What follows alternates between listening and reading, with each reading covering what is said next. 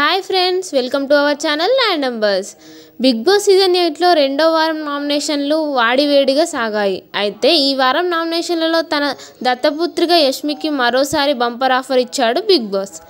ఇక యష్మి పెద్ద టీంకి చీఫ్ కావడం వల్ల ఆమెను ఎవరు నామినేట్ చేయడానికి వీల్లేదంటూ బిగ్ బాస్ ఆర్డర్ వేశాడు. ఇక అది చెప్పగానే యష్మి ఇచ్చిందయ్యే ఎక్స్ప్రెషన్ అది మాటల్లో చెప్పలేం. ఇక నామినేషన్లో ఒక రేంజ్లో రెచ్చిపోయింది సీత. మొన్న వీకెండ్ ఎపిసోడ్లో నీలో సీత మాత్రమే ఉంది, కిరాక్ పోయిందంటూ నాగ్ ఏ ముహూర్తాన చెప్పారో కానీ ఈ వారం నామినేషన్లో సీత గట్టిగా ఇచ్చి పడేసింది. ముఖ్యంగా సీతను నామినేట్ చేస్తూ నీకు టాస్కే అర్థం కాలేదని నాకు క్లియర్గా అర్థమైంది, అందుకే చెత్తపుట్ట గురించి పనుల గురించి కంప్లైంట్ చేస్తున్నాం, అయినా ఏదైనా ప్రాబ్లం ఉంటే ముందుకు మీ చీఫ్కి చెప్పాలి, ఇక్కడ కాదు అంటూ సోనియా చెప్పింది.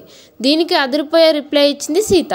నాకు క్లారిటీ ఉందని నాకు తెలుసు, అది నీ అభిప్రాయం, నాకు నొప్పి వస్తే నేను చెబుతా, మీ దాంట్లో మీకు నొప్పి వస్తే మీ చీఫ్ దగ్గరికి వెళ్తారేమో అంటూ సీత ఇచ్చి పడేసింది.